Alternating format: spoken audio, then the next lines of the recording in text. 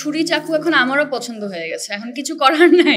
এখন যেই কাজই করি না কেন ছুরি আর চাকু একটু একটু আসবে। 7 তারিখ থেকে সম্ভবত শুরু হয়ে যায় rose day, chocolate day, proposal day, অনেক কিছুই। 18 তারিখ বুঝবেন। বেশি কিছু বলতে গেলে আসলে অনেক গল্পের অনেক কিছুই রিভিল হয়ে যায়।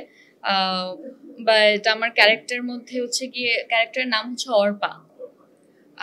তো অর্পার চরিত্রে আসলে অনেক লেয়ার আছে, তাকে আপনারা অনেকভাবে আসলে ডিসকভার করবেন, যেটা আমি মনে করি আসলে একটা খুবই নর্মাল, যে কোনো একটা হিউম্যানের মধ্যেই আসলে দেখা যায় কি ফেস টু ফেস তারা হচ্ছে গিয়ে চেঞ্জ হতে থাকে। অ্যান্ড এখানেও কিছু চেঞ্জেস আপনারা দেখবেন। এর বাইরে আমি আর কিছুই বলতে চাই না।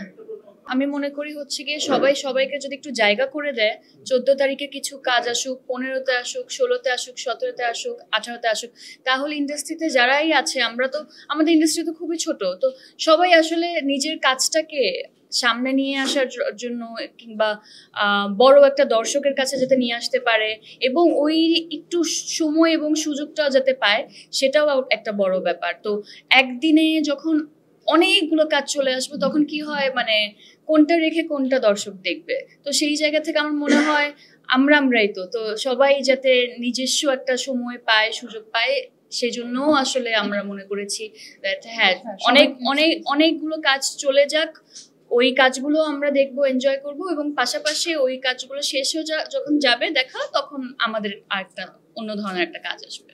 এখন পর্যন্ত অনেকগুলো কাজ হয়েছে, কয়টা কাজ হয়েছে আমার নিজেরও আসলে সেই কাউন্টটা নাই। তো ছুরি চাকু এখন আমারও পছন্দ হয়ে গেছে, এখন কিছু করার নাই।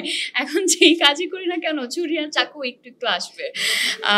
জোকস অ্যাপার্ট, যেটা বলছিলাম, ট্রেলার যখন আপনারা গানটা দেখেছেন তখন নিশ্চয়ই একেবারেই একদম পিওর রোমান্টিক কিছু আসতে যাচ্ছে, তেমন একটাই আভাস পেয়েছেন নিশ্চয়ই। আর আজকে যখন ট্রেলারটা লঞ্চ হয়েছে, এখানে মনে হচ্ছে যে গল্পের মধ্যে আরো কিছু লেয়ার আছে এবং গল্পের মধ্যে একটু মিস্ট্রি আছে, ভালোবাসা আছে, ফ্যামিলি ড্রামা আছে। এই যে এই সব কিছু যখন আসলে একটা কন্টেন্টের মধ্যে থাকে, তখন আসলে আমরা সব ধরনের দর্শক পাই। তো এটাও একটা প্লাস সাইড আমি মনে করি।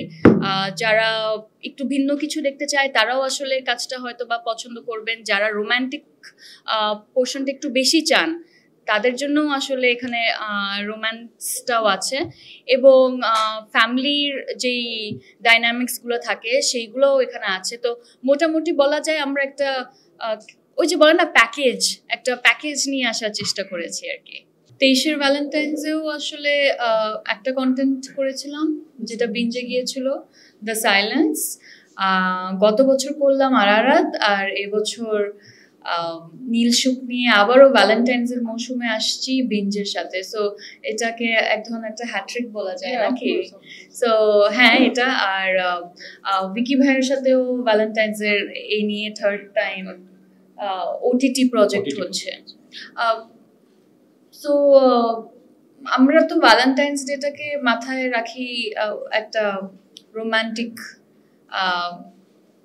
একটা মৌসুম, এবং হচ্ছে 7 তারিখ থেকে সম্ভবত শুরু হয়ে যায় rose day, chocolate day, proposal day, অনেক কিছুই।